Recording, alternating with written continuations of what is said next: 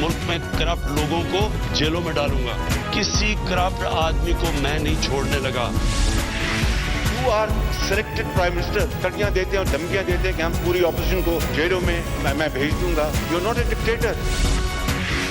तुम तो सिर्फ कठपुतली हो, तुम्हारी तोरे तो कोई और हिला रहा है। जंग अभी जारी है, अभी हमें दायमी अमन की असल मंजिल पर पहुंचना है।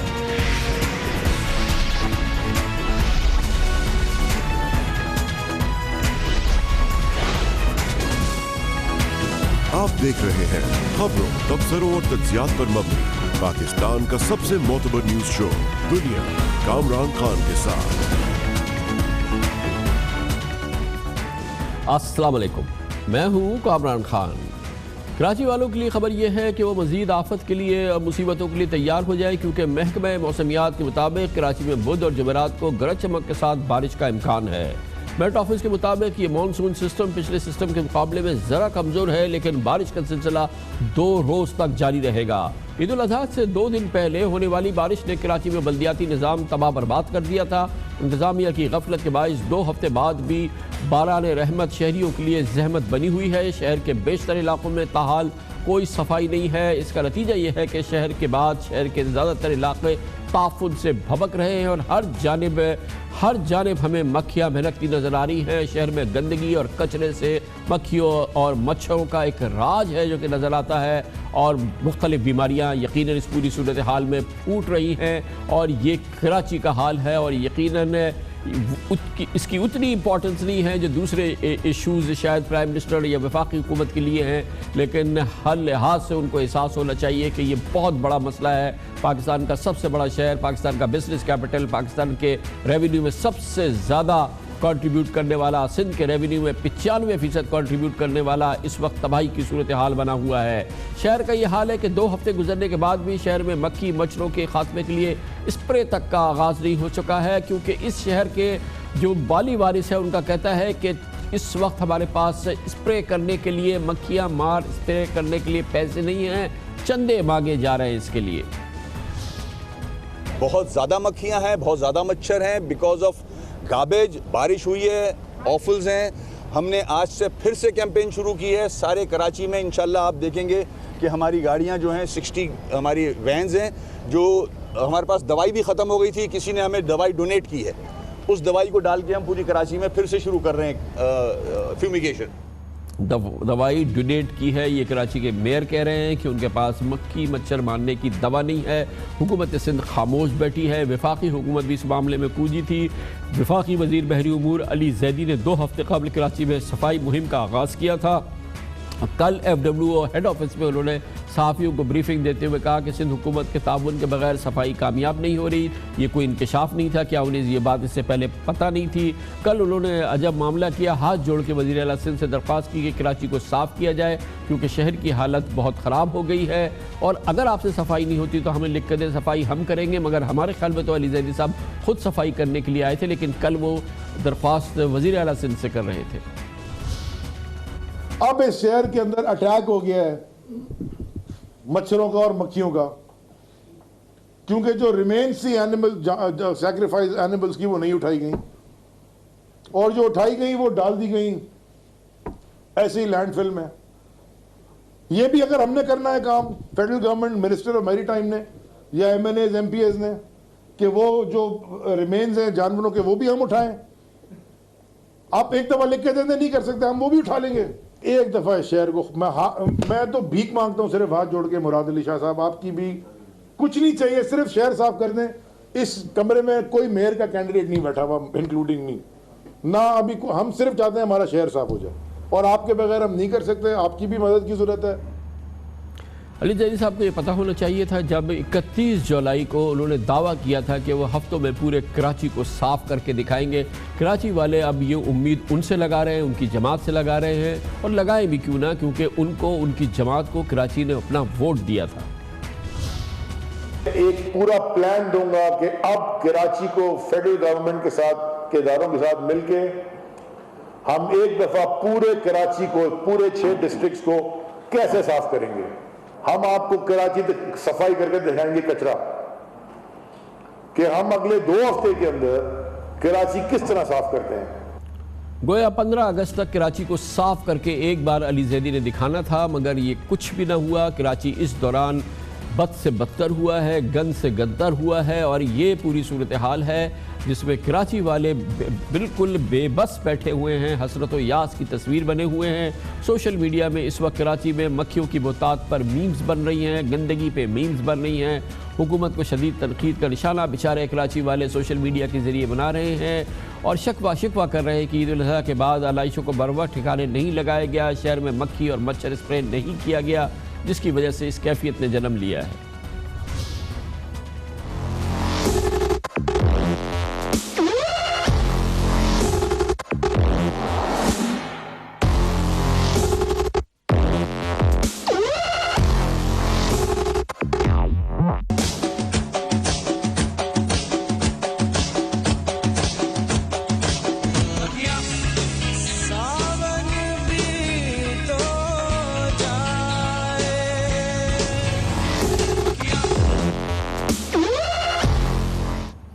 کراچی کی تازہ ترین صورتحال ہم سے شیئر کریں گے ہمارے نمائندے خصوصی مسعود رضا ہمارے ساتھ موجود ہیں. بہت محنت سے، بہت تگ و دو سے کراچی کے حالات کو اور اس کی مصیبتوں کو کور کر رہے ہیں مسلسل. بہت بہت شکریہ مسعود رضا صاحب. بتائیے گا کیا حالت ہے اس وقت شہر کی؟ صورتحال آپ نے بتائی بالکل اس سے مختلف نہیں ہے. ہم پورے شہر میں گئے، مختلف علاقے دیکھے، اور ڈسٹرکٹ وائز، کیونکہ کراچی کو 6 مختلف ڈسٹرکٹ میں تقسیم کر دیا گیا ہے، تو ہم سب سے پہلے اگر سینٹرل کی بات کریں تو سینٹرل بلکہ ہم اورنگی سے شروع کرتے ہیں. اور اورنگی جو ہے یہ آتا ہے آپ کا ویسٹ میں. اورنگی اور اس کے ساتھ جو ہے سائیڈ ایریا، یہاں کی یہ حالات ہیں. اور یہاں پر جگہ جگہ ایک چپے پر کوئی سڑک ایسی نہیں ہے، کوئی موڑ ایسا نہیں ہے، کوئی چوراہا ایسا نہیں ہے، کوئی خالی پلاٹ ایسا نہیں ہے جہاں پر کچرا نہ پڑا ہو. اور آپ پورے شہر میں جہاں پر بھی چلے جائیں، کسی جگہ پہ کوئی کچرا کنڈی، کوئی ڈسٹ بن نظر نہیں آتا، خاص طور پہ ان جگہوں پر جہاں پر سالڈ ویسٹ مینجمنٹ بورڈ کام نہیں کر رہا. اور جہاں پہ وہ کام کر رہا ہے وہ بھی ہم آپ کو دکھائیں گے کہ نازم آباد کا علاقہ ہے. اب نازم آباد میں اچھے مہنگے گھر ہیں، پرانا علاقہ ہے، لیکن آپ اس کو اگر دیکھیں تو جگہ جگہ جوہڑ بنے ہوئے ہیں، جگہ جگہ کچرے، اور بلکہ کچھ کچرا تو ایسا بھی ہے جس میں اب تک علائشیں باقی. یہ ساری جو کیفیت ہے اس کی وجہ سے مچھر اور مکھیوں کی بہتات ہو گئی ہے پورے شہر. یہ لیاقت آباد کا علاقہ ہے. لیاقت آباد سب جانتے ہیں کہ کتنا پرانا قدیم علاقہ ہے اور ایک سیٹل آبادی ہے. یہ صورتحال بارش کے 2 ہفتے بعد کی صورتحال ہے. یہ تو ناقابل یقین کیفیت ہے. جی بالکل یہی صورتحال ہے. اور یہ تمام فوٹیج جو ہم آج دکھا رہے ہیں یہ آج کی ہی فوٹیج ہے. یہ نیو کراچی کا علاقہ ہے. آپ کو پتہ ہے کہ نیو کراچی ایک ایسا علاقہ جسے بہت پلان طریقے سے بنایا گیا تھا. چوڑی چوڑی یہاں پہ سڑکیں ہوتی تھیں، بڑا خوبصورت علاقہ تھا. مگر آج آپ اس کا حل دیکھیں، کچرا کنڈی، تالاب. تو آج کراچی بھنک رہا ہے، بھبک رہا ہے اور ابل رہا ہے. گلستان جوہر میں آج اگر پلاٹس کی قیمت معلوم کریں، مکان کی قیمت معلوم کریں تو کروڑوں روپے کی یہاں پر پلاٹ اور مکان ہیں. لیکن اس علاقے کی حالت ایسی ہے کہ لوگ چھوڑ کے جا رہے ہیں. یہ جو ڈبے نظر آ رہے ہیں یہ گلشن اقبال ہے شاید. جی یہ گلشن اقبال، یہ ہمارا ضلع شرقی ہے. ضلع شرقی میں Sindh solid waste management board ہے. اب ان کے جتنے آپ ڈبے دیکھیں گے وہ سب کے سب بھرے ہوئے ہیں. آج بھی جب میں نے سندھ گورنمنٹ سے بات کی انہوں نے کہا جی ہمارا تو کچرا بہت اٹھ رہا ہے، بھرپور طریقے سے اٹھ رہا ہے. مگر گلشن اقبال کا حل یہ ہے. اسی طرح محمود آباد کا علاقہ ہے. محمود آباد بھی ایک سیٹلڈ آبادی ہے، لیکن محمود آباد میں بھی جہاں پر بھی چلے جائے کراچی میں، میرے پاس اتنی فوٹیج ہے آج کے شہر کی کہ میں دکھاتا رہوں اور شاید ہمارے پروگرام کا وقت ختم ہو جائے. یہاں کوئی کام بھی کر رہا ہے، کوئی ادارہ کام بھی کر رہا ہے. ایک وفاقی حکومت یہاں پہ کودی ہوئی ہے، فیڈرل کیبنٹ کے منسٹرز ہیں، پی ٹی آئی کے پورے الیکٹڈ لوگ ہیں، ایک پوری ایم کیو ایم ہے، اس کی شہری حکومت ہے، صوبائی حکومت ہے، پوری پیپلز پارٹی ہے، مراد علی شاہ ہے، پورے سندھ کا بجٹ ہے ان کے پاس. اس شہر کو کچھ دیکھ بھی رہا ہے. سب کام کر رہے ہیں اور کچھ نہیں کر رہے ہیں. یہ صورتحال ہے. مثال کے طور پہ Sindh solid waste management board جس کے چیئرمین خود وزیر اعلیٰ سندھ ہیں، اس کا حال آپ نے دیکھ لیا کہ جگہ جگہ ڈبے پڑے میں ابل رہے ہیں، کوئی اٹھانے والا نہیں ہے. مگر آپ معلوم کریں تو پتہ چلتا ہے کل کے دن جام چاکرو اور گون پاس کی جو ڈمپنگ سائٹ ہے وہاں 12,000 ٹن سے زیادہ کچرا پھینکا گیا. کہتے ہیں کراچی میں کچرا ہی پیدا ہوتا ہے 13,500 ٹن، تو 12,000 ٹن کچرا وہاں پھینکا گیا. تو یہ کراچی میں جو کچرا ہے یہ کہاں سے آیا؟ اسی طرح 2 ڈی ایم سیز جو ایم کیو ایم کے پاس اس وقت موجود ہیں، کورنگی اور اس کے علاوہ آپ کا سینٹرل جو پاکستان کا سب سے بڑا ضلع ہے آبادی کے حساب سے، وہاں کے بھی آپ نے حالات دیکھ لیے کہ وہاں پر بھی سب یہ کہتے ہیں کہ ہمارے پاس وسائل نہیں ہیں. اصل میں مس مینجمنٹ کی بات ہے. اب سینٹرل ہو یا کورنگی ہو, ان کو اتنے ہی پیسے مل رہے ہیں جتنے پیسے آج سے 10 سال پہلے, 15 سال پہلے, 20 سال پہلے ملا کرتے تھے. اسی تناسب سے بڑھا بھی ہے ان کا ریونیو, لیکن کام نہیں کر پا رہے. اچھا, اب اس وقت تازہ ترین صورتحال یہ ہے کہ اس کے نتیجے میں پہلی صورتحال تو یہ ہے کہ پورے شہر میں اب ایک مچھروں کا شہر اور مکھیوں کا شہر بن چکا ہے. اس سلسلے میں کنٹونمنٹس, تمام جو شہری حکومتیں ہوتی تھیں وہ اسپرے کیا کرتی تھی, پیریوڈک اسپرے ہوا کرتے تھے. لیکن اس معاملے میں کیا ہو رہا ہے؟ وسیم اختر نے یہ کہا کہ میرے پاس پیسے نہیں ہیں. ان کو کسی نے دوا ڈونیٹ کی ہے تو وہ کہہ رہے ہیں میں چھڑکاؤ کروں گا, اور یہ وزیر اعلیٰ وغیرہ یہ سب دیکھ رہے ہیں. کیا ہو رہا ہے یہ؟ 16 اتھارٹیز ہیں شہر کے اندر. 16 اتھارٹیز میں سے صرف 2 اتھارٹیز ایسی ہیں جو کچرا اٹھا رہی ہیں, یا کچھ کنٹونمنٹ بورڈ کے علاقے ایسے ہیں جو اپنا کچرا اٹھا رہے ہیں. جہاں تک یہ اسپرے کرنے کا کام ہے تو سول ایویشن کا اپنا کام ہے, ریلوے کا اپنا کام ہے, کے پی ٹی کا اپنا کام ہے, پرائیویٹ سوسائٹیز کا اپنا کام ہے. لیکن یہ کرنا پڑ رہا ہے کے ایم سی کو. کے ایم سی کے پاس اس وقت صرف 40 مشینیں اور گاڑیاں ہیں جو اس 3 کروڑ سے زائد کی آبادی کے شہر میں وہ ایک دن چھوڑ کے کام شروع کریں گے. اس کا مطلب یہ ہے کہ اگر کچرا نہیں اٹھے گا, ایک جگہ اسپرے کریں گے اور اس جگہ اگلی جگہ جاتے جاتے ان کو 1 ہفتہ لگ جائے گا تو وہاں پر دوبارہ سے مکھیاں ہو جائیں گی. اچھا, اور اس معاملے میں کھل کے سیاست ہو رہی ہے, بلکہ لوگ مزے لے رہے ہیں. جیسے کہ ابھی میں نے دیکھا کہ وسیم اختر نے کہا کہ میں مصطفیٰ کمال کو میونسپل کمشنر بنا دیتا ہوں. ان کے پاس تو گریڈ 17 کے کسی آدمی کو رکھنے کا اختیار بھی نہیں ہے, انہوں نے مصطفیٰ کمال کو بنا دیا. مصطفیٰ کمال صاحب نے کہا کہ مجھے آپ 3 مہینے کے لیے دے دیں, سارے اختیار دے دیں, میں صاف کر کے دکھا دیتا ہوں. وزیر اعلیٰ جو ہیں وہ بلو جیکٹ ایک مہم چلا رہے ہیں. جب ان سے پوچھا گیا تو انہوں نے کہا کہ جی یہ صفائی کی مہم نہیں ہے, یہ کیمپین ہے, یہ صرف لوگوں کو بتانے کی مہم ہے کہ آپ صاف رہیں. علی زیدی کو میں نے دیکھا وہ ہاتھ جوڑ کے وزیر اعلیٰ سے اب کہہ رہے ہیں, اپنی جو انہوں نے کہا تھا میں 15 دن میں صاف کر دوں گا اس کی بات نہیں کر رہے, اور وزیر اعلیٰ سے کہہ رہے ہیں ہاتھ جوڑ کے وہ کر دیں گا. گویا کہ اس وقت کمپلیٹ فری فار آل ہے اس ملک میں, کوئی حکومت نہیں اس شہر کے اندر. اس وقت مجھے یہ معلوم ہوتا ہے کہ چاہے وہ وزیر اعلیٰ ہوں, چاہے میئر ہوں, چاہے وہ علی زیدی صاحب ہوں یا دیگر لوگ, ان کو اندازہ ہی نہیں کہ شہر میں کچرا پیدا کتنا ہو رہا ہے اور ہمیں اٹھانا کتنا ہے. مثال کے طور پہ کل علی زیدی صاحب نے نالوں کی جو صفائی کی ہے, بڑی اچھی صفائی کی ہے, بہت سے نالے کھل گئے ہیں, پانی وہاں پہ بہ رہا ہے, اچھا لگ رہا ہے. لیکن انہوں نے وہی کچرا اٹھا کر نالوں کے باہر اور سڑکوں پہ ڈال دیا ہے, جو ایک مصیبت بنا ہوا ہے. وہ کہتے ہیں جب سوکھے گا تو وہاں سے اٹھائیں گے. اس کے لیے وہ کہتے ہیں کہ 48,000 ٹن ہم نے کچرا اٹھایا. اب کوئی ان سے پوچھے کہ بھائی کس ترازو پہ آپ نے تول لیا اس کو, وہ تو جب آپ پھینکنے جائیں گے تب یہ دلچسپ بات یہ کہ اس میں کہیں وزیر اعلیٰ اور حکومت سندھ ہمیں کچھ کرتی نظر نہیں آ رہی. بالکل نہیں. بلکہ یہ دیکھیں کہ جو انہوں نے سالڈ ویسٹ مینجمنٹ بورڈ بنایا, اس پر اتنی تنقید ہوئی کہ ویسٹ میں انہیں اس کا کانٹریکٹ کینسل کرنا پڑا, اتنی تنقید ہوئی. اس کے ساتھ ایک عجیب انہوں نے تماشا یہ کیا ہے کہ مختلف مدوں میں کچرا اٹھانے کے الگ پیسے ہیں, میکینیکل سویپنگ کے الگ پیسے ہیں, ہاتھ سے صفائی کرنی اس کے اپنے الگ پیسے ہیں, اپنے الگ پیسے ہیں. اب اس میں کمپنی کو سوٹ یہ کرتا ہے کہ اس کا جو تھوڑا بہت انفراسٹرکچر ہے اس کے ساتھ وہ ملبہ اٹھائے اور جا کے ڈمپنگ سائٹ پہ پھینک دے اور زیادہ پیسے کما لے, بجائے اس کے کہ وہ جھاڑو دے یا کچھ کرے. شہر کا اصل مسئلہ ہم سب مجھے لگتا یہ ہے کہ شہر کی آبادی کتنی ہے یہ ہمیں نہیں پتا, اس کے حساب سے وسائل کتنے ہیں وہ ہمیں نہیں پتا. اس طرح کوئی اندازہ نہیں. یہ ایک ایمرجنسی ہے, ایک ہنگامی صورتحال ہے, ہنگامی حالت کا اعلان ہونا چاہیے اس شہر کے لیے. پرائم منسٹر, ان کی گورنمنٹ جس کو ووٹ ملا ہے پی ٹی آئی کو, وہ کم از کم یہ دیکھے. ظاہر ہنگامی حالت کا اعلان وزیر اعلیٰ نہیں کریں گے جو کہ اس کے ذمہ دار ہیں, پیپلز پارٹی نہیں کرے گی جو کہ اس پوری چیز کا ذمہ دار ہے, ایم کیو ایم اس کی پوری طرح سے ذمہ داری لینے کے لیے تیار نہیں ہے. وہ کہتی ہے کہ میرے پاس اس کے وسائل نہیں ہیں, میرے پاس پیسے نہیں ہیں, یہ کراچی والے کیا کریں. خبر سے بریک, اس کے بعد ذکر کریں گے. سپریم کورٹ آف پاکستان کے سینئر جج جناب جسٹس شیخ عصمت سعید کل ریٹائر ہو رہے ہیں. سپریم جوڈیشل کاؤنسل میں ایک ویکنسی خالی ہوگی, سپریم کورٹ کا ایک نیا جج بنے گا, اور ان کی الوداعی تقریبات کے حوالے سے عجب تنازع ایسا اٹھا, اس کی بات کرتے ہیں چھوٹے سے وقت کے بعد.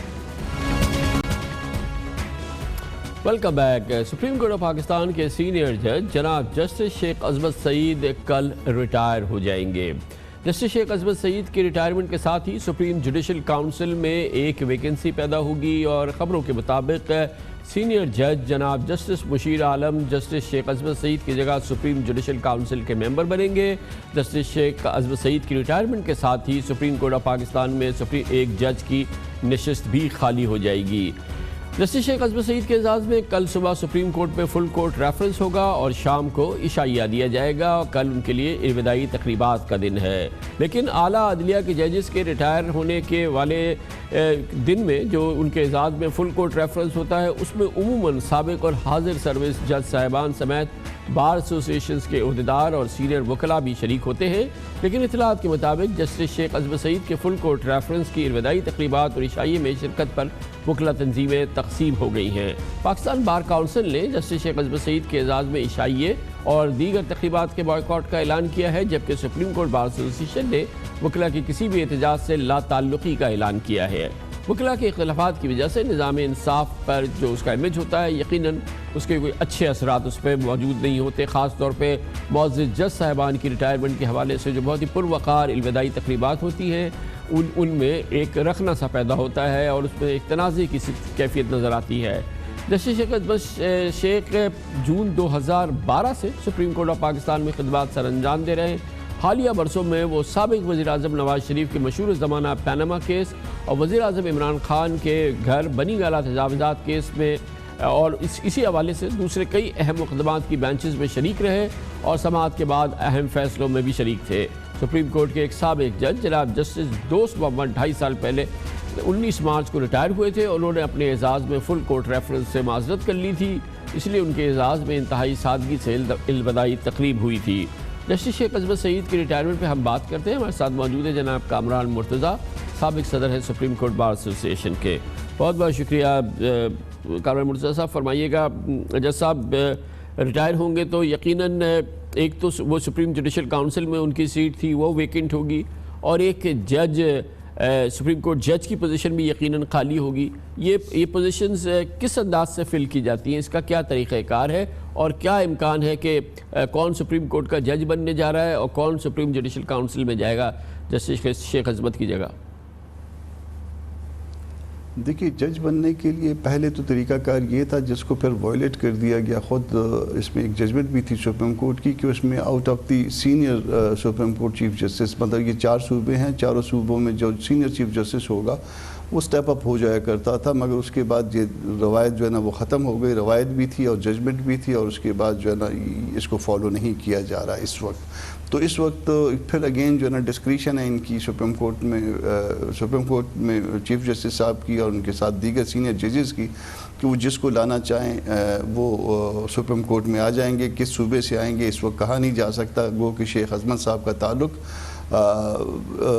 پنجاب سے ہے، مگر طریقہ کار ہمیشہ سے یہی رہا تھا کہ جو بھی سینئر چیف جسٹس ہوگا اس کو آنا ہے۔ اب اس میں دیکھنا یہ ہے کہ سینئر چیف جسٹس کون ہے، اور سپریم جوڈیشل کاؤنسل میں جو ان کی جگہ جو وہ بھری جائے گی وہ اس طرح سے ہوگا کہ سپریم کورٹ میں ان کے بعد جو سینئر جج ہیں مشیر عالم صاحب ہیں وہ ان کی جگہ پہ آ جائیں گے، اور اس طرح سے وہ اس کی تکمیل ہو جائے گی supreme judicial Kamran council. Murtaza صاحب، یہ سپریم کورٹ کے جج صاحبان کی جب ریٹائرمنٹ ہوتی ہے بڑی یہ پروقار اس سلسلے میں تقاریب ہوتی ہے۔ اوبویسلی ایک بہت ہی امپورٹنٹ پرسنالٹی ہے، اور ان کی جب رخصتی ہوتی ہے تو وہ بڑا اس میں وقار ہوتا ہے، لیکن اس سے پہلے ہم نے دیکھا ہے کہ ایک کنٹروورسی تھی، وہ تو جسٹس دوست محمد نے خود اپنے لیے فل کورٹ ریفرنس نہیں لیا تھا۔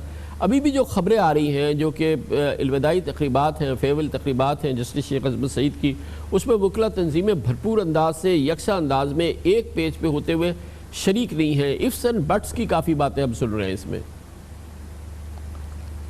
دیکھیے، مین مسئلہ اس وقت جو درپیش ہے اس اسٹیٹ کے اس آرگن کو، اعلیٰ عدلیہ کو اور اس کے ساتھ بار کو، یہ انڈیپینڈنس ہے۔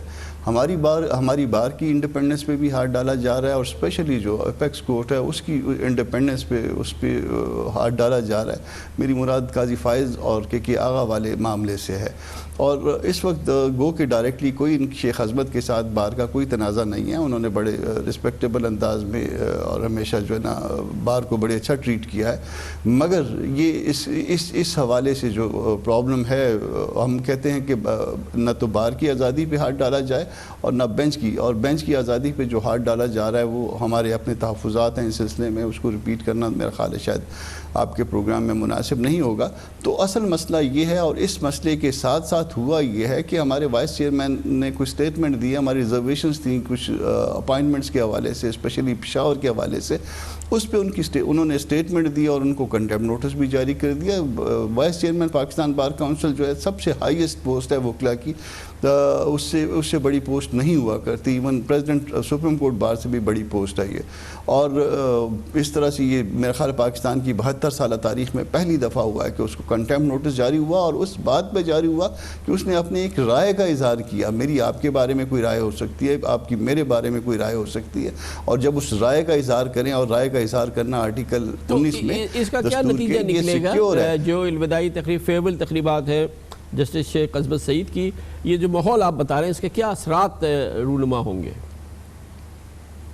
دیکھیے اس میں آج بھی کھانا ہے. آج سپریم کورٹ بار ایسوسیشن نے کھانا دیا ہوا ہے, مگر کراچی میں کنونشن ہوا تھا 24 کو آل پاکستان لائرز کنونشن. اس میں تمام تقریباً باڈیز شریک تھیں, اور میرے خیال سپریم کورٹ بار خود بھی شریک تھی, اور وہاں یہ ڈیسائیڈ ہوا تھا کہ آپ ریفرنس میں تو جائیں گے اور کھانوں میں نہیں جائیں گے.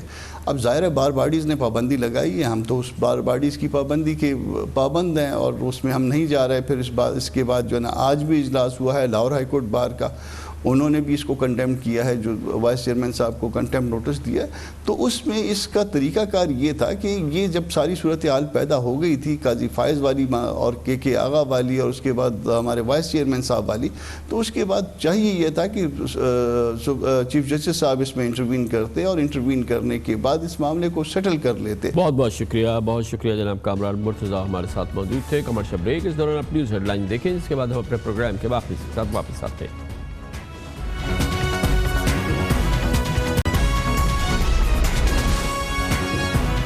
آپ دیکھ رہے ہیں خبروں, تبصروں اور تجزیات پر مبنی پاکستان کا سب سے معتبر نیوز شو دنیا, کامران خان کے ساتھ.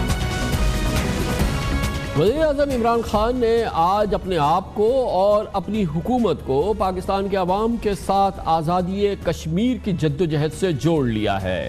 آج شام کو وزیر اعظم عمران خان نے قوم سے اپنے ایک ریکارڈڈ خطاب میں کہا کہ وہ پوری دنیا میں کشمیر کے سفیر بنیں گے, اور دنیا کے سربراہان کو مقبوضہ کشمیر کے عوام پر بھارتی مظالم سے آگاہ کریں گے.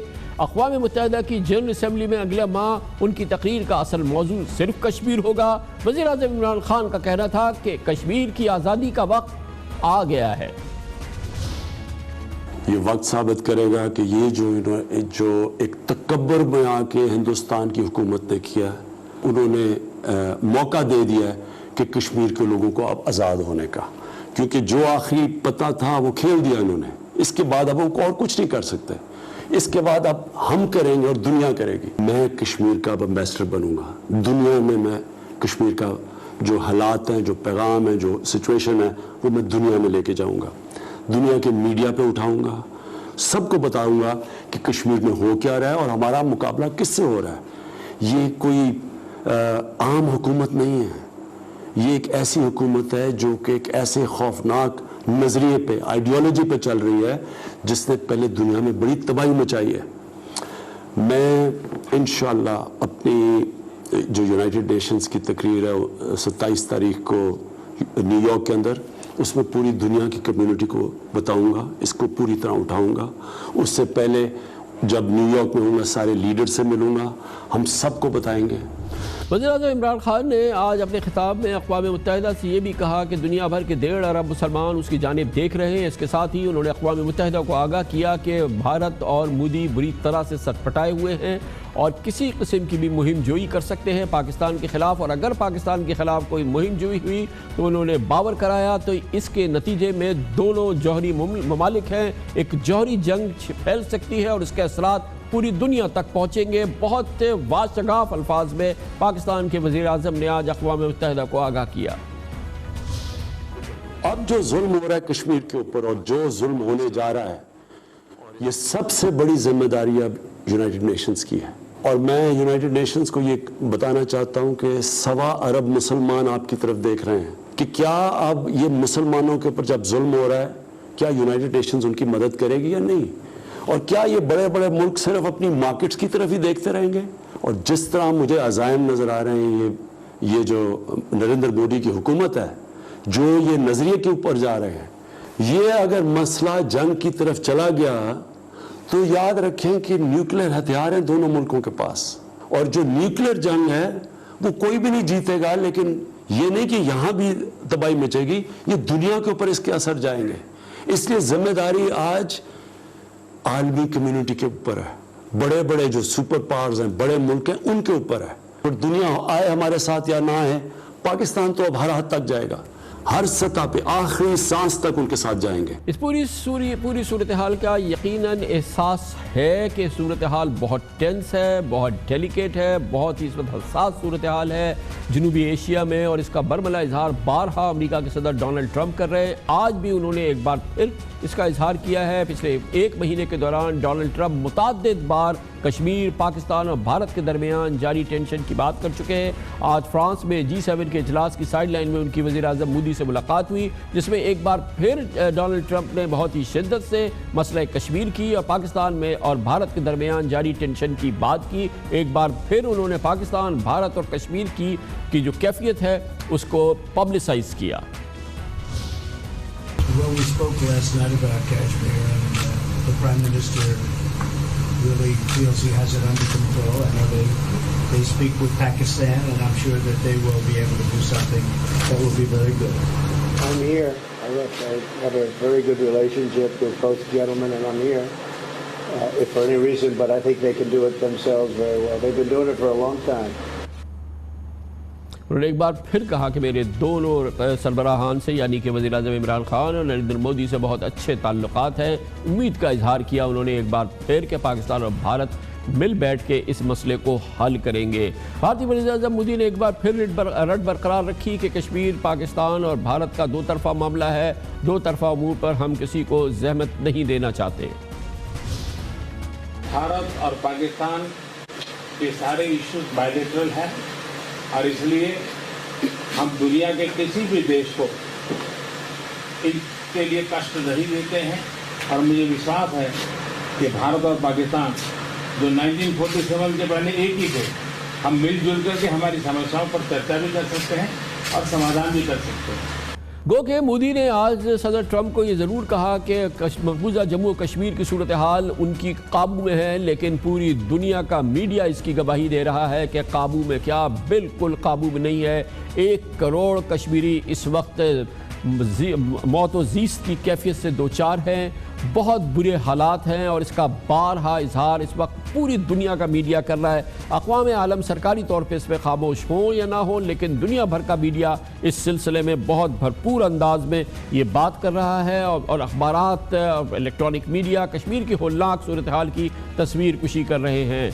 मौसर तरीन जराइद में से एक टाइम मैगज़ीन के मुताबिक भारत ने कश्मीर ले लिया है मगर कश्मीरी खो दिए हैं। टाइम मैगज़ीन का कहना है कि भारत का कश्मीर की खुसूसी हैसियत तब्दील कर देना, सदर ट्रंप की सालिसी की पेशकश को नफ़ी करना है जो उन्होंने पिछले माह दी थी। टाइम ये भी लिखता है कि मोदी का मकबूजा कश्मीर में मौजूदा इक़दाम वहाँ की आबादी को तब्दील करने का एक प्लान का एक हिस्सा है। अमेरिका के मौसर अखबारात, दुनिया भर के मौसर अखबारात भारत की इस तासुर का भांडा फोड़ रहे हैं कि कश्मीर में सूरत हाल उनके कंट्रोल में है और तमाम जो टॉप न्यूज़पेपर्स हैं अमेरिका के, चाहे वो न्यूयॉर्क टाइम्स हो, वाशिंगटन पोस्ट हो, वॉल स्ट्रीट जर्नल हो, उसने इस मामले में जो कश्मीर की सूरत हाल है उसकी भरपूर अक्कासी की है और एक नहीं दर्जनों आर्टिकल्स के ज़रिए की है।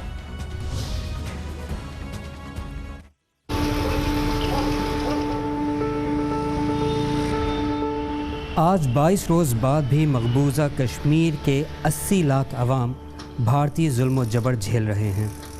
Internet, phone lines, mobile networks अभी भी बंद हैं, कर्फ्यू बरकरार है और अवाम महसूर हैं। दुनिया भर की नज़रें मोदी की फ़ैशिस्ट हुकूमत के ज़ालिमाना इक़दाम को देख रही हैं और इंटरनेशनल मीडिया मुसलसल मकबूजा कश्मीर में भारत की बर्बरियत और इंसानी हुकूक़ की पामाली पर आवाज़ भी उठा रहा है। अमरीकी अखबार न्यूयॉर्क टाइम्स का कहना है कि भारतीय फोर्सेस ने मकबूजा कश्मीर में 2000 से ज़ायद अफराद को गिरफ़्तार कर रखा है। गिरफ़्तार अफराद में सियासी रहनुमा, बिजनेस लीडर्स, इंसानी हुकूक़ के कारकुनान, असातिज़ा और 14 साल की उम्र के मासूम तालिब इल्म तक शामिल हैं। न्यूयॉर्क टाइम्स लिखता है कि भारतीय कौम परस्तों का ये ख्वाब है कि वो कश्मीरियों पर अपनी इजारादारी कायम कर सकें। भारत में कौम परस्ती पर मबनी भारतीय सियासी तहरीक हिंदू अक्सरियत की वजह से परवान चढ़ी। इसी के नतीजे में मोदी को कामयाबी हासिल हुई और इस कौम परस्त सियासी तहरीक के लिए मुस्लिम अक्सरियत वाला कश्मीर यकीनन एक कांटा बनकर खटक रहा था। अखबार मज़ीद लिखता है कि कश्मीरियों को अब दीवार से लगा दिया गया है। हालांकि वहां फ़ोन लाइंस काम नहीं कर रहीं, सियासी रहनुमा जेल में बंद हैं और हर सड़क पर फ़ौज घूम रही है, फिर भी मुजाहरे हो रहे हैं, लोग पथराव कर रहे हैं और उनमें शदीद गुस्सा है। अखबार ने अक़वाम मुत्तहिदा की ह्यूमन राइट्स ऑफिस के माहिरीन का हवाला देते हुए लिखा है कि बग़ैर किसी जवाज़ के मकबूजा कश्मीर में ब्लैक आउट पूरी कश्मीरी आबादी को सज़ा देने के मुतरादिफ है। न्यूयॉर्क टाइम्स के मुताबिक भारतीय वज़ारत दाखिला ये नहीं बता रही कि बड़े पैमाने पर गिरफ्तारियों में कितने अफराद को हिरासत में लिया गया है, जबकि भारतीय वज़ारत ख़ारजा ये वाज़ेह नहीं कर रही कि बैनुल अक़वामी सहाफ़ियों को मकबूजा कश्मीर में कदम क्यों नहीं रखने दिया जा रहा, जबकि हुकूमती एहलकारों का दावा है कि वहाँ सूरत हाल नॉर्मल हो रही है। एक और अमरीकी अखबार वाशिंगटन पोस्ट लिखता है कि मकबूजा कश्मीर में हालात इसके बिल्कुल बरक्स हैं जिसका भारतीय हुकूमत दावा कर रही है। भारतीय हुकूमत और पुलिस का कहना है कि मकबूजा कश्मीर पुरअमन है और वहाँ कोई मुजाहरे नहीं हो रहे, जबकि वहाँ बनाई गई फुटेज इस भारतीय दावे को मुस्तरद करती है।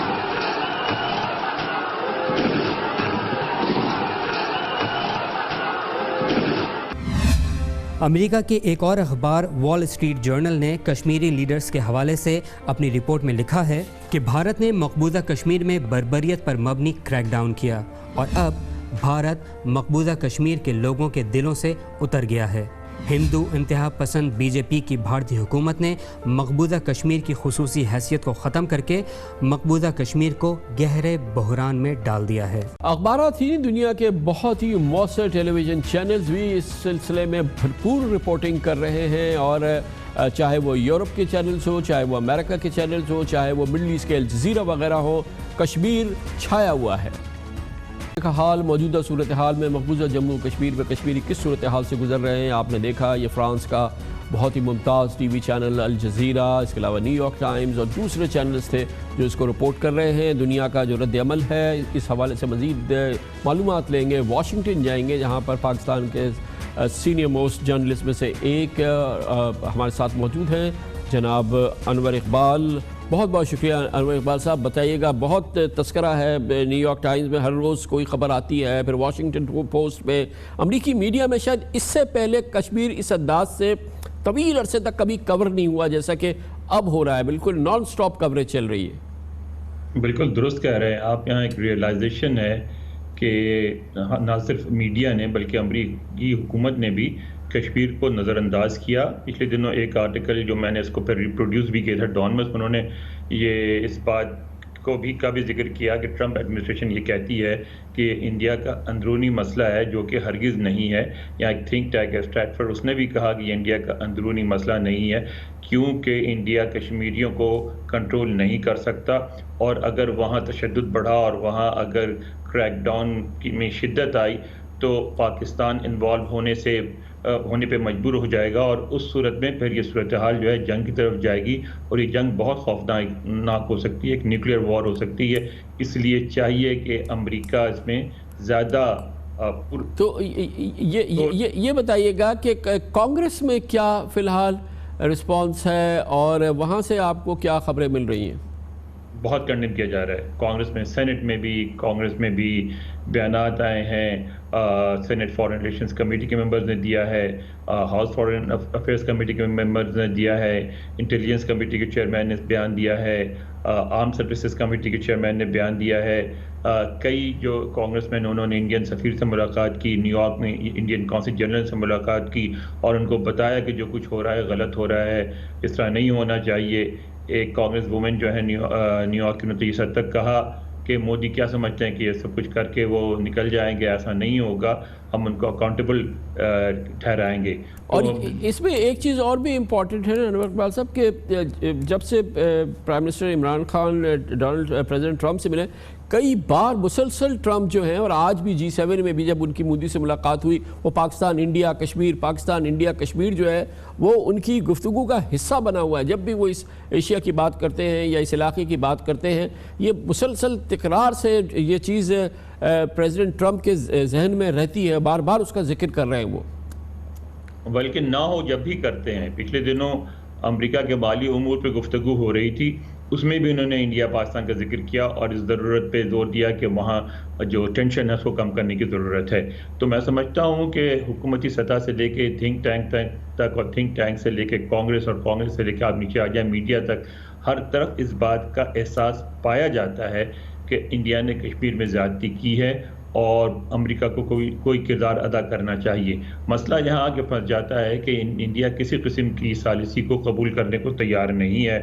اب اس میں جیسا کہ ہمارے وزیر اعظم نے کہا، دیکھنا یہ ہے کہ کیا امریکہ اور دوسری طاقتیں جو ہیں وہ تجارتی مفادات کو انسانی حقوق پر پریفر کریں گی یا انسانی حقوق کو سامنے رکھیں گی. یہ بات اب تک واضح نہیں ہے، لیکن عوام کی سطح سے لے کے حکومتی سطح تک ہر طرف امریکہ میں تشویش پائی جاتی ہے. یقیناً. بہت بہت شکریہ جناب انور اقبال، ہمارے ساتھ واشنگٹن سے موجود تھے، اور ذکر صرف اس مصیبت کا اور جو جتنا ظلم اور جتنا ستم اس وقت کشمیر پہ بھارت کر رہا ہے یا نریندر مودی کر رہا ہے، اس کا ذکر خود بھارت میں بھی ہو رہا ہے. کشمیر صرف کشمیریوں کے لیے بند نہیں ہے، بھارتیوں کے لیے بھی بند کر دیا گیا ہے. بھارت کی اعلیٰ ترین شخصیات کے لیے بھی کشمیر میں داخلہ ناممکن ہے. اعظم عمران خان نے آج کہا، اور یقیناً اس بات میں بہت وزن ہے، کہ کشمیر کی آزادی کا فیصلہ کن مرحلہ آ گیا ہے. پاکستان کشمیریوں کی آزادی کی جدوجہد میں ہر قدم اور ہر لحظہ ساتھ ہوگا اور اس مشن کو کمپلیٹ کرے گا. یقیناً اس کے لیے پورے منصوبے کی ضرورت ہے، تیاری کی ضرورت ہے. صرف کہنے سے تو کام نہیں بنے گا. وہ تیاریاں کیا ہو سکتی ہیں، اس کا ذکر ہم کرتے ہیں ایک چھوٹے سے وقفے کے بعد.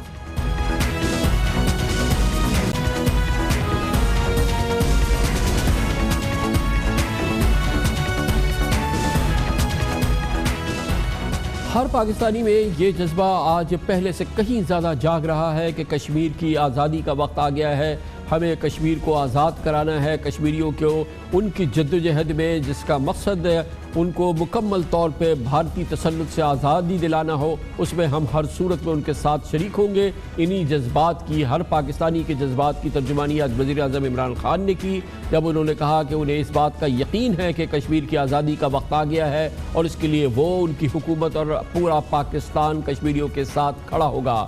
یقیناً پاکستان کو کشمیریوں کی آزادی تک ساتھ دینا ہے، ان کے ساتھ کھڑا ہونا ہے، مگر آپ اس بات سے انکار نہیں کریں گے کہ اس کے لیے ایک مضبوط گیم پلان کی ضرورت ہے، ایک حکمت عملی ترتیب دینے کی ضرورت ہے. صرف الفاظ سے تو کام بنے گا نہیں، اور ایک ٹھوس پلان ہمارے سامنے ہوگا تو یقیناً یہ بہت اہم مسئلہ ہماری اب تک کی پاکستان کی تاریخ کا، آنے والی تاریخ کا بھی یہ سب سے بڑا مسئلہ حل ہونے جا رہا ہے. مگر اس کے لیے ہمیں تیاری تو بہرحال کرنی ہوگی. سب سے پہلے، ہر صورت میں سب سے پہلے ہمیں اپنی معیشت کو توانا کرنا ہوگا، اور اس کے لیے خارجہ پالیسی کا محور جذبات کے بجائے مفادات کو بنانا ہوگا. یہ دو پہلو ہیں جنہیں ہمیں یقیناً اپنے سامنے رکھنا ہوگا. پاکستان جیسی معاشی صورتحال میں کسی بھی ریاست کی بنیادی ترجیح معیشت کو مستحکم کرنا اور ملک کو اپنے پیروں پر کھڑے کرنا ہوتا ہے. ہر لحاظ سے پہلے ہمیں اپنی معیشت کو اب اس کے پیروں پہ کھڑا کرنا ہوگا. اقتصادی آزادی، پاکستان کی معاشی آزادی، سب سے پہلے اس کو مستحکم کرنا ہوگا. اس کے بعد ہم کشمیر کی آزادی کے لیے پوری جدوجہد سے اس کو کامیاب بنانے کو، اور اس کو کامیاب بنانے میں ہم یقیناً اس مشن میں ہم کامیاب ہو سکتے ہیں. دراصل معاشی مفادات کی وجہ سے ہی اب اس وقت بین الاقوامی سیاست اور خارجہ پالیسی لڑنے کے بجائے جڑنے پر گامزن ہے.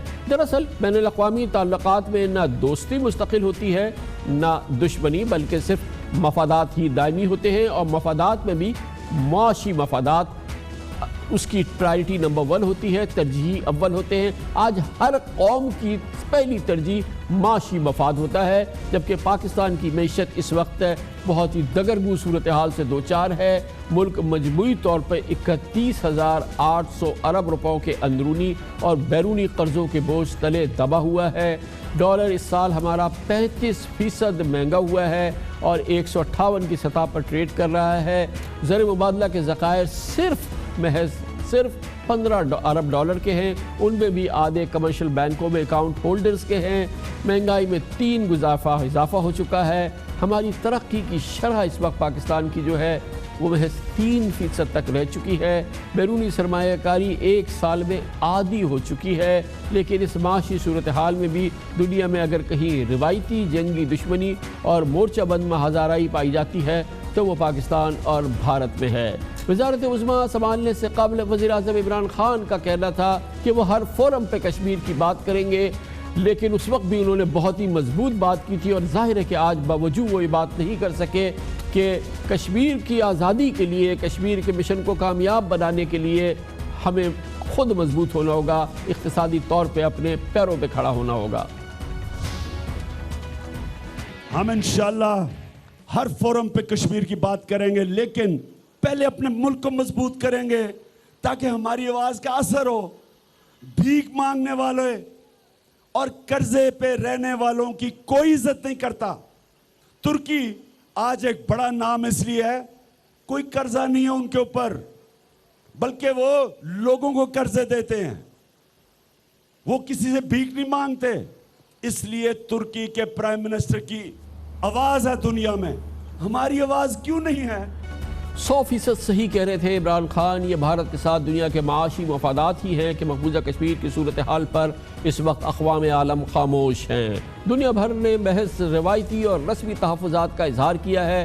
صرف چین نے بھارت کی جانب سے جموں و کشمیر کی خاص طور پر لداخ کی حیثیت تبدیل کرنے کو مسترد کیا ہے، جبکہ ایران کی پارلیمنٹ نے کشمیری مسلمانوں کے حق میں اور بھارتی مظالم کے خلاف قرارداد منظور کی ہے۔ دیٹس اٹ، یہ ہے عالمی رسپانس۔ مقبوضہ کشمیر میں 22 دن سے مکمل لاک ڈاؤن ہے، مگر 58 مسلمان ملکوں کی مسلم امہ لا تعلق ہے۔ 1.5 ارب سے زائد مسلم آبادی کو مودی کا بدنام اور بدنما چہرہ بالکل نظر نہیں آ رہا، اور اس حوالے سے اقوام عالم خاص طور پہ مسلم ممالک کے اپنی پریفرنسز ہیں، ان کے اپنی پرائرٹیز ہیں، وہ اپنے ملک کے مفادات کو، اپنے انٹرسٹ کو سامنے رکھتے ہیں، اور یقیناً اس اصول پر کار فرما ہیں کہ مفادات امپورٹنٹ ہے، جذبات امپورٹنٹ نہیں ہے۔ اور اسی وجہ سے ہم نے دیکھا کہ پرسوں متحدہ عرب امارات اور بحرین میں نریندر مودی کو اعلیٰ ترین سول اعزازات دیے گئے۔ اس سے قبل سعودی عرب نے، فلسطین تک نے مودی کو اپنے اعلیٰ ترین ایوارڈ سے نوازا تھا۔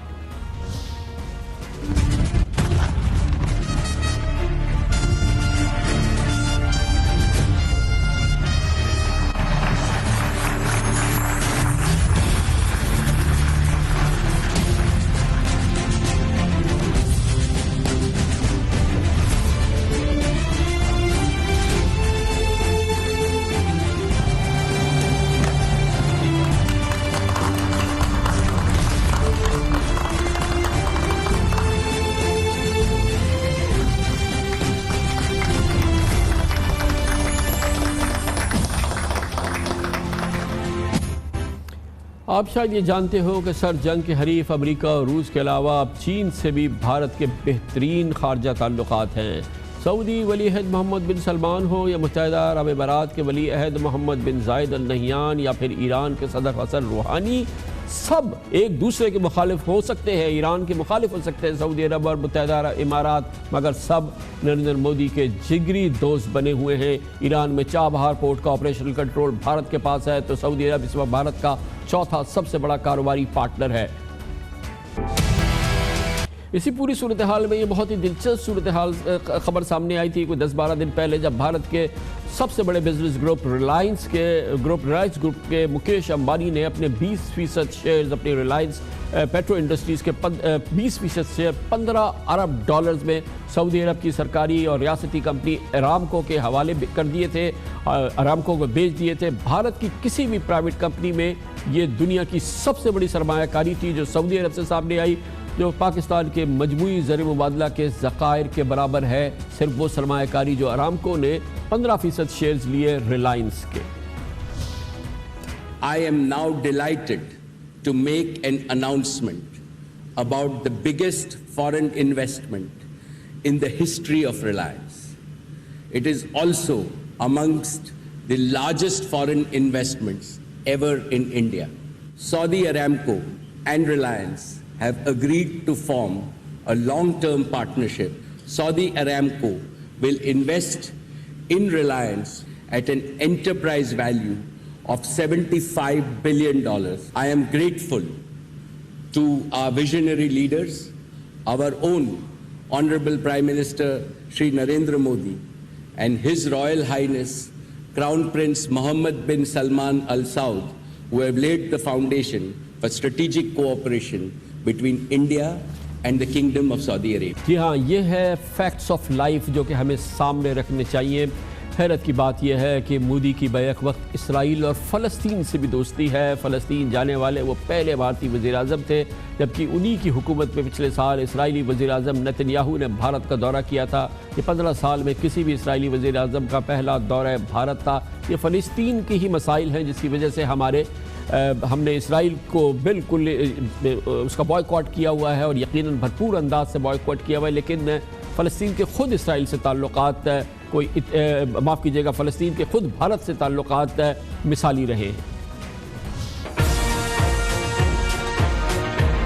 It is my singular honor to be the first ever Prime Minister of India to undertake this groundbreaking visit to Israel.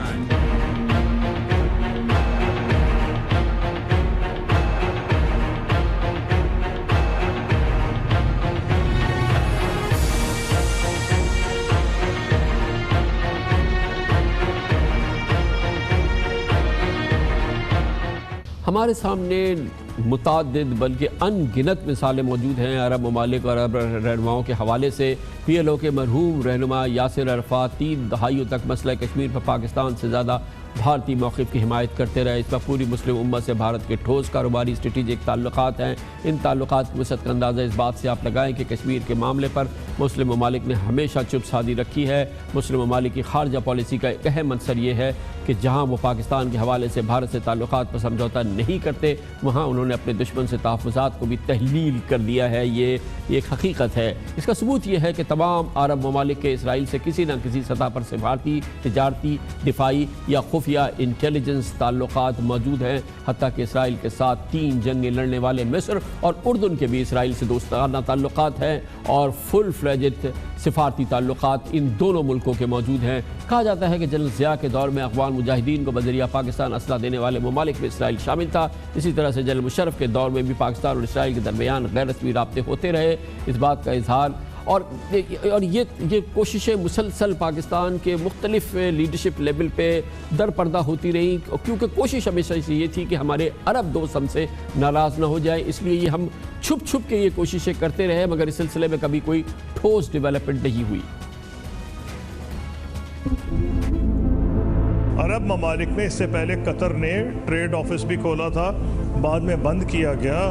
और ओमान की डिप्लोमेटिक रिलेशंस हैं, मोरिटानिया की डिप्लोमेटिक रिलेशंस हैं, इजिप्ट की डिप्लोमेटिक रिलेशंस हैं, जॉर्डन की diplomatic relations हैं। पाकिस्तान के अवाम जो है उनका एक मामला है, लेकिन दहाइयों से इजराइल के और पाकिस्तान के मैं जब जा रहा था तो मुझे बताया गया पसे पर्दा राब्ते हैं और अब भी हो रहे होंगे। प्राइवेट मेरा ख्याल है कॉन्टैक्ट्स पाकिस्तान इजराइल के जो कई दहाइयों से हैं अब भी डिफरेंट वर्ल्ड कैपिटल्स में जारी होंगे हमारे सफ़ीरों के ज़रिए। इजराइल बहुत कुछ ऑफ़र करने को तैयार था पाकिस्तान को। उन्होंने हमें कहा कि हम तो एक डेजर्ट थे, हम आपके डेजर्ट्स को भी ब्लूम करा देंगे, लेटेस्ट एग्रीकल्चर टेक्नोलॉजी देंगे। फिर जो हाई टेक्नोलॉजी है वो साइंटिस्ट समझते हैं उसे बहुत लेटेस्ट टेक्नोलॉजी, नैनो टेक्नोलॉजी और भी जो बिल्कुल लेटेस्ट टेक्नोलॉजी देने को तैयार थे। इन तमाम मौज़ूआत पर हम एक सैर हासिल बहस करेंगे। हमारे साथ मौजूद होंगे पाकिस्तान के बहुत ही तजुर्बाकार साबिक सिफारतकार, हमारे साथ होंगे पाकिस्तान के अमरीका, भारत और अक़वाम मुत्तहिदा में साबिक सफ़ीर जनाब जहांगीर अशरफ काजी, हमारे साथ होंगे जनाब अली सरवर नकवी जो कि पाकिस्तान के सीनियर सिफारतकार हैं। इसके अलावा हमारे साथ होंगे जनाब मुनीर अकरम जो अक़वाम मुत्तहिदा में साबिक मुस्तकिल मंदूब रह चुके हैं। छोटे से वक्फे के बाद वापस आते हैं। वज़ीर-ए-आज़म इमरान खान का कहना है कि कश्मीर की आज़ादी का वक्त अब आ गया है। बहुत से मुबस्सरीन एक्सपर्ट्स इस बात को से एग्री करते हैं। पाकिस्तान की पूरी कौम इस मामले में यकीनन मुत्तहिद है, मगर ये कश्मीरियों को आज़ादी बाकायदा मिले, भारतीय तसल्लुत ख़त्म हो, यकीनन इसके लिए बड़ी मनसूबाबंदी की ज़रूरत होगी। हमें अपने हर हाल में अपनी जो क़ुव्वतें हैं उनको मुज्तमा करना होगा, अपनी कमज़ोरियों को देखना होगा और जहाँ मसाइल हैं उनको दूर करना होगा, वरना सिर्फ جذبات سے تو یہ مسئلہ حل نہیں ہوگا۔ اسی موضوع پہ ہم بات کو آگے بڑھائیں گے اور اس کے لیے ہم نے ایک بہت ہی مستند پینل تشکیل دیا ہے پاکستان کے سابق سفارتکاروں کا۔ ہمارے ساتھ موجود ہیں جناب جہانگیر اشرف قاضی، جو کہ پاکستان کے امریکہ، بھارت میں کئی دوسرے ملکوں میں سفیر رہ چکے، اقوام متحدہ میں طویل عرصے تک خدمات سر انجام دی۔ ہمارے ساتھ ہیں جناب منیر اکرم، سابق مستقل مندوب رہے پاکستان کے اقوام متحدہ میں اور پھر جنیوا میں۔ اس کے علاوہ ہمارے ساتھ ہیں جناب علی سرور نقوی، پاکستان کے بہت ہی ممتاز سابق سفارتکار ہیں، آج کل ایگزیکٹو ڈائریکٹر ہیں institute for strategic and international relations. Ali Sarwar Naqvi صاحب بھی ہمارے ساتھ ہیں۔ اس پوری صورتحال پہ ہم گفتگو کا آغاز کریں گے جناب جہانگیر اشرف قاضی صاحب سے۔ قاضی صاحب یہ بتائیے گا کہ پہلے تو ہمارے ویورز کو سمجھانے کی کوشش کریں کہ دنیا کا کوئی سگنیفیکنٹ ملک ماں سوائے چین کے بھارتی ایکشن کو، جو کہ انہوں نے کشمیر کو ہڑپ کرنے کی کوشش کی ہے، کشمیر میں لاک ڈاؤن کیا ہے، اس پہ کسی بھی دنیا کے سگنیفیکنٹ ملک نے کوئی آواز کیوں نہیں اٹھائی، بھارت کی مذمت کیوں نہیں کی؟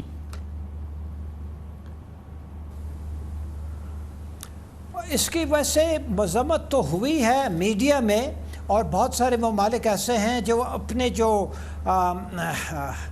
اپینینز ہیں وہ میڈیا کے ذریعے وہ سناتے ہیں۔ اب ہندوستان کی ایک حیثیت ہے، اس میں کوئی شک نہیں ہے، ہم ڈینائی نہیں کر سکتے ہیں، بہت بڑی منڈی ہے، اور آج کل دنیا جو ہے وہ اکنامکس پہ بھی چلتی ہے، ٹریڈ اینڈ انویسٹمنٹ پہ بھی چلتی ہے، اور یہ جو اخلاقی اقدار ہیں اس کے بارے میں بہت بات چیت تو ہوتی ہے، اور ہر ایک کا دعویٰ ہے کہ وہ ان کی پالیسی کی بنیاد ہے، لیکن دراصل بنیادی جو اخلاقی اقدار ہیں اس کو اتنی اہمیت نہیں دی جاتی۔ نہیں دیکھیں، وہ اہمیت کم دینا ایک الگ بات ہے، یہ تو ٹوٹل انڈیفرنٹ ایٹیچیوڈ ہے نا۔ کوئی اس میں کوئی کسی قسم کا کوئی تبصرہ بھی نہیں کرتا نا، دنیا کا کوئی ملک کے کسی خطے میں 1 کروڑ آبادی کے ساتھ ایسا ہو رہا ہے، کوئی تبصرہ بھی نہیں ہے نا سر کسی بھی ملک کا۔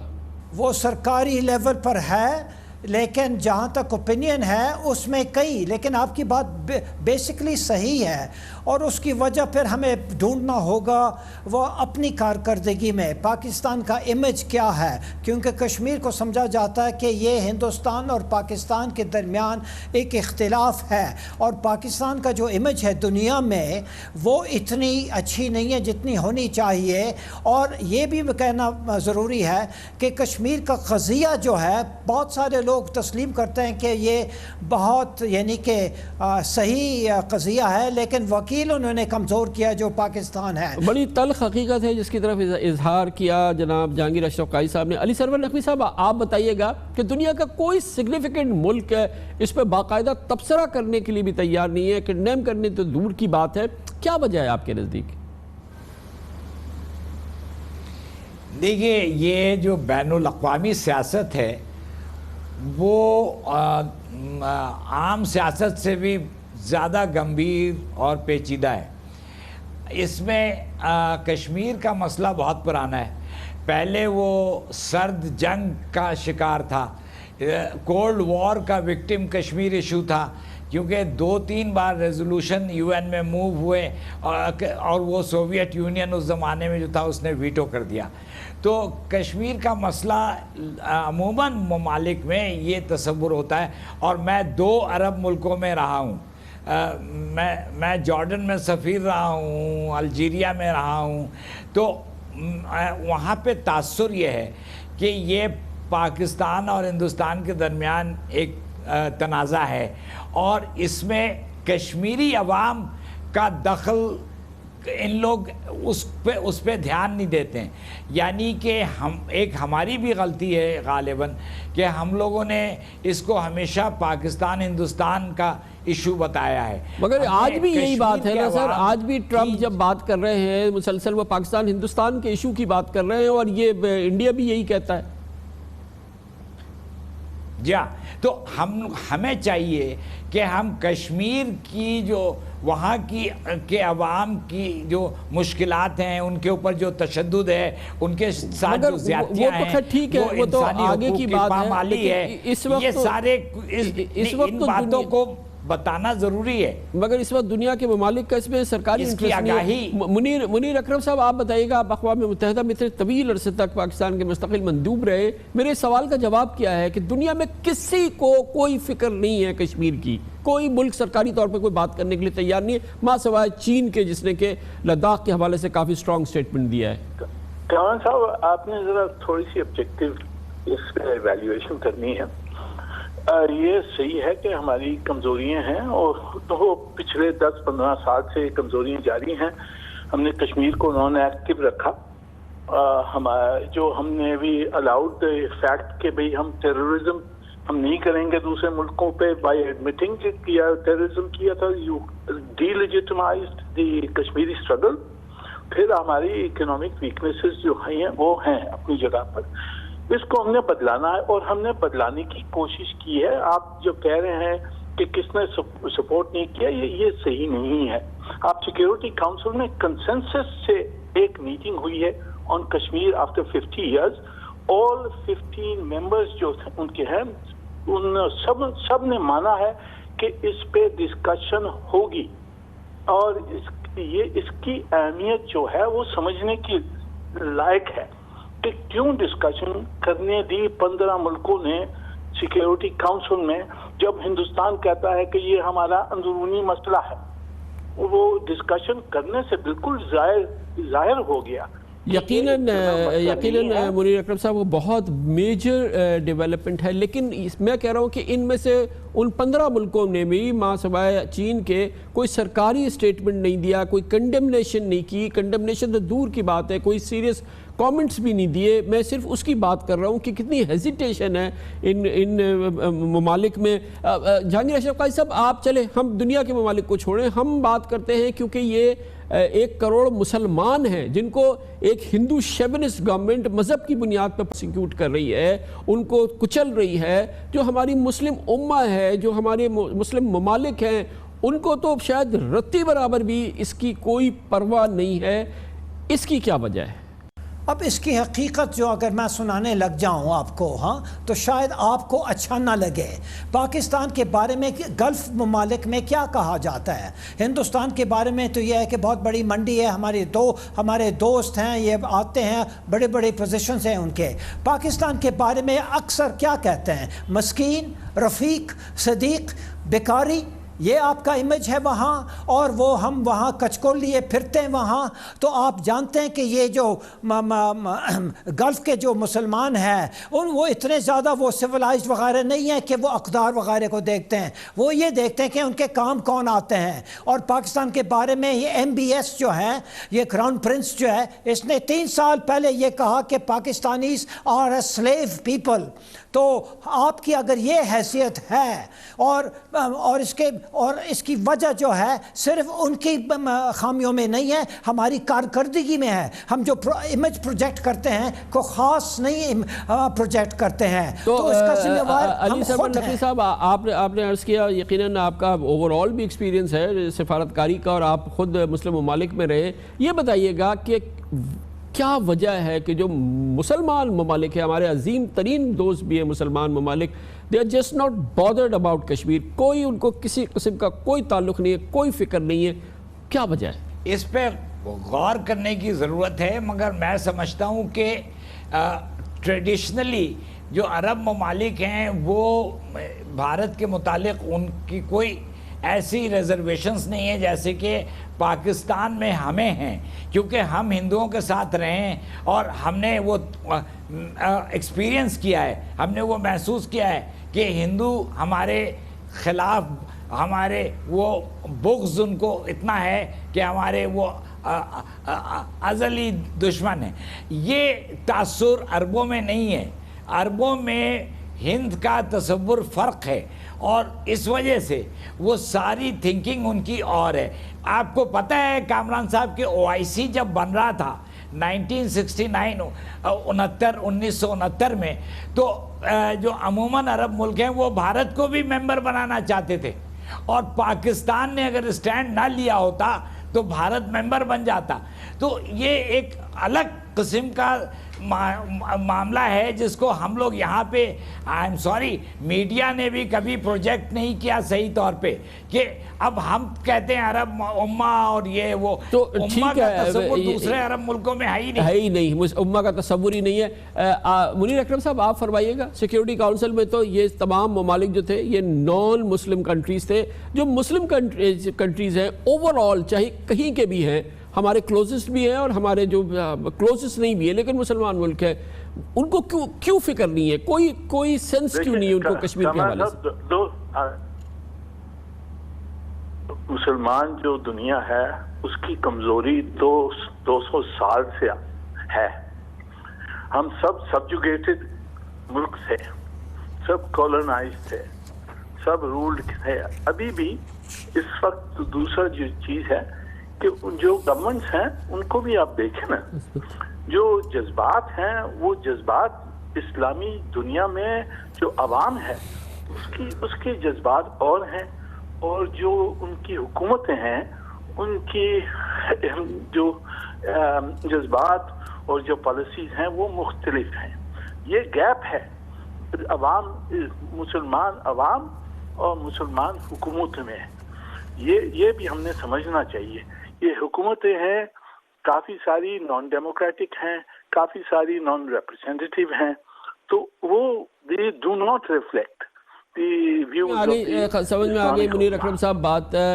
اشرف قائد صاحب یہ بتائیے گا کہ یہ بڑی دلچسپ بات یہ ہے کہ ہم نے اسرائیل سے تعلقات اس لیے نہیں رکھے, بنیادی وجہ یہ ہے کہ جو اسرائیل نے فلسطین پہ ظلم کیا وہ اس کی بنیاد وجہ, ایک وجہ, اور بھی کئی وجوہات ہوں گی, لیکن ہم نے یہ دیکھا کہ جب فلسطین کو فیصلہ کرنا ہوتا ہے یا فلسطین کی جو لیڈرشپ رہی ہے اس نے بھارت کے حوالے سے اس کا ہمیشہ بڑا سافٹ کارنر رہا ہے, اور بلکہ ہم سے زیادہ انہوں نے پریفر کیا ہے بھارتی لیڈرشپ کو, اور کشمیر وغیرہ سے تو فلسطینی لیڈرشپ نے کبھی کوئی تعلق نہیں رکھا ہے. تو کیا اسرائیل سے تعلقات نہ رکھے یا کوئی meaningful open channel of communication نہ رکھے ہم نے اپنی فارن پالیسی کو سرو کیا ہے یا ہمارے قومی مفادات میں رہا ہے؟ دیکھیے میں کون ہوں تو مشورہ دینے والا, لیکن ماضی میں آپ نے بڑی کوشش کی تھی اور وہاں اور اسرائیل کی طرف سے بھی دلچسپی تھی. بالآخر آپ ڈر گئے کہ اور کس سے, پبلک اپینین سے, اپنی پبلک اپینین ہو سکتا ہے بجا طور پہ, لیکن آپ نے بڑے اقدام لیے ہیں, بڑے انیشیٹوز لیے ہیں. آپ کو پتہ ہمارے فارن منسٹرز وہ استنبول میں ایک دوسرے سے ملے بھی, تو اور میں اس کے بارے میں بخوبی جانتا ہوں, لیکن یہاں بتانے کے لیے میں تیار نہیں ہوں.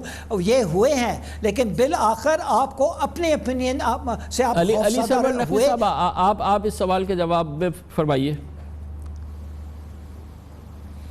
جہاں بات یہ ہے کہ اسرائیل سے ہمارا کوئی علیحدہ تنازع نہیں ہے, یہ حقیقت ہے, لیکن ہم نے فلسطینی عوام کا ساتھ دیا ہے اور بہت سالوں سارے عرب ممالک بھی اس بات پہ متفق تھے. اب دنیا کی سیاست بدل گئی ہے, ہم نے اپنی پوزیشن وہی رکھی ہے. یہ ایک موقف اخلاقی موقف ہے, یہ ایک اصولی موقف ہے. اس میں ظاہر ہے کہ فی الحال ہم کسی وقت غور کر سکتے ہیں. چلے دیکھتے ہیں, غور کریں گے. نہیں منیر اکرم صاحب آپ فرمائیے گا. منیر اکرم صاحب آپ کا بہت تجربہ ہے اس پورے معاملے میں. یہ دیکھیں ہم نے ہماری پالیسی جیسے اشرف صاحب نے کہا ہے کہ ہم اپنی خود کی پبلک اوپینین سے ڈرتے ہیں کہ اسرائیل کو ہم نے منسوب نہیں کیا. یہ میرے خیال میں ہم نے اپنی پبلک اوپینین کے ساتھ بالکل صاف اور آنیسٹلی بتانا تھا کہ یہ ہمارے حق میں ہے کہ ہم یہ تعلقات ہم بنائیں, کیونکہ عرب ملک سب نے بنا دیے یہ تعلقات, تو ہم نے بھی کرنا چاہیے تھا نارملائز.